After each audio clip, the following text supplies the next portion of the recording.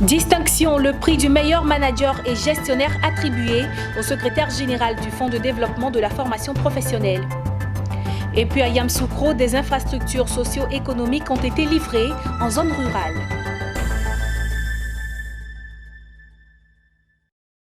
Heureuse de vous retrouver, Madame, Monsieur, bienvenue dans ce journal. Après avoir décroché le Grand Prix Éléphant d'Or, Ange-Léonie Barry-Battesti a reçu une autre distinction. Il s'agit du prix du meilleur manager d'entreprise publique et celui du meilleur gestionnaire du Fonds de développement de la formation professionnelle de l'émergence. Mon désir Nassim Manto et Tima Traoré. C'est le temps du sacre au FDFP, Fonds de développement de la formation professionnelle. 24 heures environ après avoir décroché 3 prix successivement, Ange-Léonie Barry-Battesti, secrétaire général du FDFP, fait parler encore de lui. Cette fois-ci, il décroche 2 autres prix, à savoir le prix du meilleur manager d'entreprise publique et celui du meilleur gestionnaire du Fonds de développement de la formation professionnelle. Selon Paul César Eouman, président du REG, entendez Record Elohim Group, l'homme a réveillé le FDFP des cendres avec à la clé des performances sans pareil. Il était important de distinguer cette entreprise qui a passé un petit mauvais cap et qui aujourd'hui a amorcé un développement, si vous voulez, socio-économique en interne et qui favorise aujourd'hui cette embellie. Dans l'émotion, Ange-Léonie Barry-Battesti, secrétaire général du FDFP, a dédié quant à lui ces 2 nouveaux prix à ses collaborateurs. Pour lui, c'est grâce à eux que ces exploits ont pu être réalisés. Il s'est également dit prêt pour préparer la relève afin que ses performances se pérennisent. C'est avec beaucoup d'émotion que j'ai reçu ces prix. J'ai tenu à associer à ces prix l'ensemble du personnel du FDFP. Et au cours de la cérémonie, vous avez vu que j'ai tenu à ce que les plus anciens se joignent à moi. Parce que ce sont ces anciens-là qui ont permis de construire les fondements de l'organisation que nous dirigeons aujourd'hui.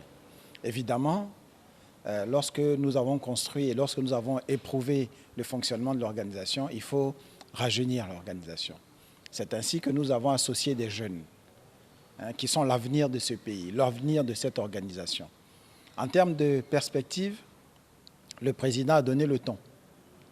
Il a souhaité que l'année prochaine, avec les 30 ans du FDFP, nous puissions justifier de la multiplication par au moins 2 ou 3 de nos niveaux de performance. Dès sa prise de fonction, il y a environ 18 mois, le secrétaire général du FDFP a insufflé une nouvelle dynamique à la tête de son institution. À l'aide de ses collaborateurs, il a installé un climat propice à la réalisation de performances, toutes choses qui lui ont permis d'attirer les attentions vers lui. 7 impétrants en provenance d'Afrique centrale ont validé leur diplôme à l'issue d'une formation à l'Université des hautes études commerciales d'Abidjan. C'était lors d'une soutenance de mémoire au sein de l'université privée spécialisée dans la formation des leaders d'entreprise. On en sait plus avec Emmanuel Bozo et Ismaël Doza.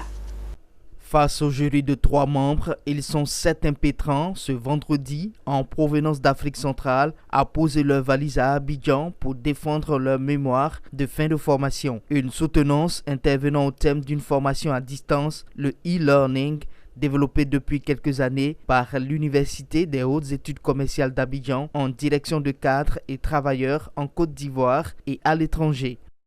C'est un grand soulagement. La note ne me satisfait pas beaucoup, mais c'est fait. On est arrivé au bout de ce processus. Et nous avons reçu une formation de qualité avec un niveau de formation acceptable. Pays d'origine des impétrants, les 2 Congos, Djibouti et Cameroun. Ils ont obtenu la mention bien et sont désormais titulaires d'une licence professionnelle, du master en audit et contrôle de gestion et du master en management des ressources humaines et leadership de l'université HEC d'Abidjan. L'obtention de ces diplômes via une formation en ligne s'inscrit dans une stratégie de cette école d'enseignement supérieur axée sur les personnes mobiles et déjà en milieu professionnel. Pour parfaire et pour la continuité de la qualité de la formation, nous avons envoyé un directeur académique, un encadreur sur place à Brazzaville pour leur permettre d'avoir un travail cohérent. Ce sont des étudiants qui sont encadrés. Ils sont encadrés aussi bien par des professionnels mais ils sont également encadrés par des collègues universitaires. À travers cette formation à distance, HEC Abidjan s'est ouvert au monde. L'université a aujourd'hui des représentations en Côte d'Ivoire, sur le continent et même au-delà du fait de la digitalisation de ses supports académiques. Adidievi Etiebissou, le ministre de l'Agriculture et du Développement rural, Kobenan Kwasi Adjoumani a procédé à la remise officielle d'infrastructures de développement. Ces infrastructures ont été réalisées dans le cadre de l'exécution du projet Pôle Agro-Industrie de la région du Bélier, en abrégé de PAI Bélier. Le commentaire de Zainab Dosso. Coupure de ruban par le ministre de l'Agriculture et du Développement rural, Kobenan Kwasi Adjoumani. Les directions départementales du ministère de l'Agriculture et du Développement rural, MINADER, et celles du ministère de la Production animale et des ressources halieutiques de Didievi sont désormais ouvertes. Le don qui s'inscrit dans le cadre du projet 2PAI Bélier vise à créer les bases de l'industrialisation de la région du Bélier et du district autonome de Yamoussoukro, à partir du secteur agricole. Mis en œuvre depuis 2018, le projet a entrepris plusieurs actions. À ce jour, il convient de mettre à l'actif du projet l'aménagement de 1180 hectares de périmètre irrigué pour les cultures de riz et de légumes, le reprofilage de 540 km de pistes rurales pour l'évacuation des produits agricoles, la réhabilitation de 5 centres de formation pour l'incubation des jeunes afin de faciliter leur insertion dans les filières agricoles. À Komorossou, une localité située à 20 km de Tiebissou, le ministre a également distribué des kits intrants et du matériel roulant avant d'ouvrir les vannes du château d'eau. Les conditions de travail de nos parents sont difficiles. Mais regardez à côté, vous avez des tracteurs flambant neufs qui sont équipés de pulvériseurs et qui sont également équipés de laboureurs qui seront à la disposition de l'ANADER. Et ces tracteurs vont aménager des espaces pour permettre à nos populations d'avoir des plantations qui vont s'étendre partout, parce que c'est cela aussi la modernisation de l'agriculture. Le projet 2PAI Bélier s'inscrit dans une stratégie de développement de la Côte d'Ivoire axée sur les réalisations par la transformation des produits agricoles. Il vise la création d'un cadre de promotion de l'investissement privé et la réalisation de plusieurs programmes pour la redynamisation des filières agricoles. Dans le cadre de la phase pilote de son projet, Farmers Group Strengthening, en abrégé FGS, TechnoServe et IRS, ont organisé à Yamoussoukro un atelier sur la présentation des résultats. Il s'agit d'un projet d'assistance technique à l'attention des femmes et des jeunes membres de groupements de producteurs. Pierre Tebeu. Farmers Group Strengthening and Inclusion Project, FGS, projet d'assistance technique à l'intention des femmes et jeunes membres du groupement de producteurs, était à la présentation de ses résultats à Yamoussoukro. Il a été question lors de cet atelier pour les ONG TechnoSafe et Initiative Restore pour le cacao IRC, structure choisie par le bailleur Rainforest Alliance pour l'implémentation du dit projet, de présenter les résultats obtenus après cette longue période d'exercice. Il était question de deux choses essentiellement. Premièrement, la question du genre, renforcer les capacités des coopératives sur la question du genre, et ensuite renforcer également leurs capacités sur la bonne gouvernance financière, parce que nous avons estimé après diagnostic que c'était deux thématiques qui étaient vraiment très importantes et où les coopératives avaient encore des attentes à combler. Dans le cas de cette phase pilote démarrée en mai 2019, le focus est mis sur une zone d'implémentation de 10 sociétés coopératives de la zone cacaoyère ivoirienne, dont 5 sociétés coopératives dans la zone ouest pour IRC et 5 autres dans la zone est pour TechnoSafe. Ce choix de les former va dans l'optique de leur permettre un meilleur transfert de connaissances et du savoir-faire acquis aux autres membres. Vraiment, ce projet, aujourd'hui, il faut dire que nous, les femmes, auparavant, nous avait peur parce que nous disons que le travail que les garçons faisaient, les femmes ne pouvaient pas faire. Mais aujourd'hui, ce projet nous a apporté beaucoup de choses dans notre vie. Ça nous a changé, ça nous a donné la force. Aujourd'hui, nous sommes regroupés en femmes. Aujourd'hui, le diplôme de formation que nous avons reçu, vraiment, c'est un grand diplôme.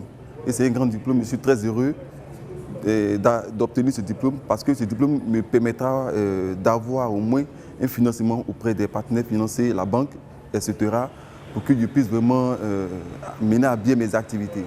Nous avons beaucoup appris, qui nous a beaucoup apporté aussi. Et en ce moment, nous avons vraiment commencé pas mal d'activités. Mais ce que nous attendons, nous avons besoin d'un petit pouce comme financement et aussi que nos différents partenaires puissent nous trouver aussi des marchés. Il faut noter qu'au regard de l'engouement qu'ont les bénéficiaires vis-à-vis du programme, il est intéressant d'y affecter des ressources supplémentaires pour l'étendre sur une cible beaucoup plus large.